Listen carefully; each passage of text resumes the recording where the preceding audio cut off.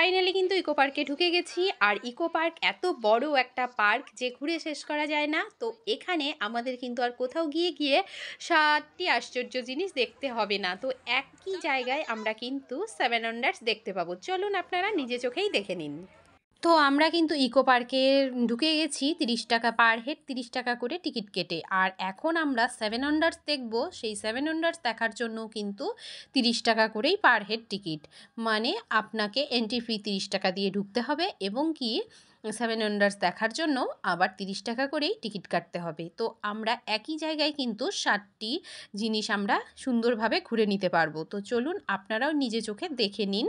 Taj Mahal, pyramid, চীনের প্রাচীর, Petra, Colosseum, তো নানা কিছু রয়েছে। তো চলুন আপনারাও দেখে নিন। আর পিরামিডের ভেতরে রয়েছে মমি। সবটাই আপনারা দেখতে থাকুন, আশা করি ভালো লাগবে।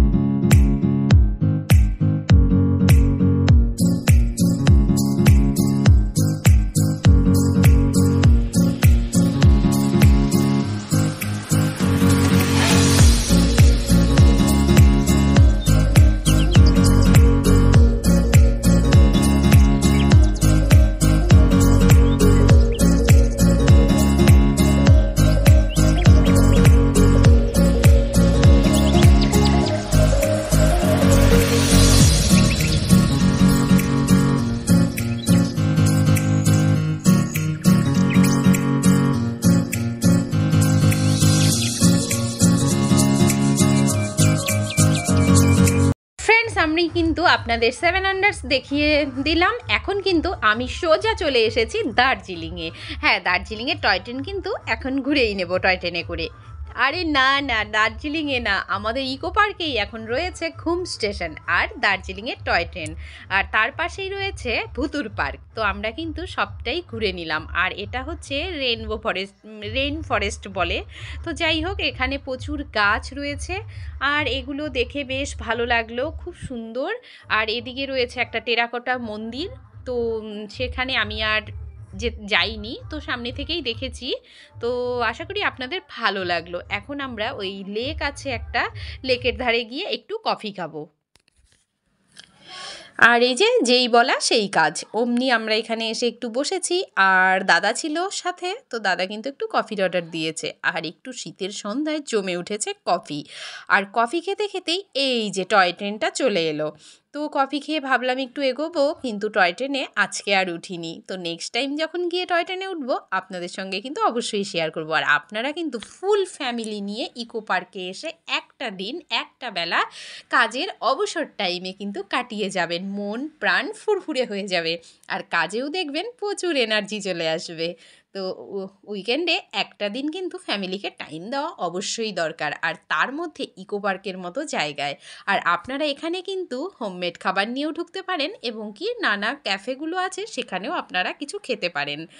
তো এই যে তারপর একটু আমরা যাব ওই একটা গ্রাম বাংলার যেটা দেখানো হয়েছে সেখানে যাব। তো সেটা নেক্সট ভিডিওতে আমি আপনাদের সাথে। এখন চলে এসেছি দার্জিলিংয়ের ঘুম স্টেশনে। টয় ট্রেনে ভর্তি চারপাশে। ব্লগ বানাচ্ছে এই তো এখানে। ধর হ্যালো গাইস, আমরা চলে এসেছি দার্জিলিংয়ে ঘুম স্টেশন টয় ট্রেন, তাই তো? হ্যাঁ। তোমার নাম কি? আমার নাম দেবদীপ পাল। এই তোরটা বল। তোমার নাম কি? তোমরা কোথা থেকে এসেছো? বারাসাত। আমি ভিডিওটা ধরাতেই তোমরা বুঝে গেছো আমি ব্লগ বানাচ্ছি। ব্লগ নয়, এটা রিলস বানাচ্ছি, ঠিক আছে? ব্যারাকপুর থেকে এসেছো?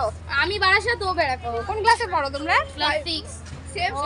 কি ভাই বলছিস? আরে গুবলু ভালো লাগলো, টাটা। 6 পাস করেছো? আচ্ছা চলো দাদা ভাইদের টাটা করো। ফেরার পথে ছোট ছোট গলুমুলু ভাইগুলোর সঙ্গে দেখা হয়েছিল, আর একটু কথা বলে নিলাম, আর ওরা বুঝেই গেছে আমি ব্লগিং করছি। তো আজকের ব্লগিংটি আপনাদের কেমন লাগলো সেটা কিন্তু অবশ্যই কমেন্টসে আমাকে জানাবেন। আর আজ আসি নেক্সট ভিডিও নিয়ে, খুব তাড়াতাড়ি আপনাদের সাথে দেখা হচ্ছে। Thanks for watching. Thank you so much.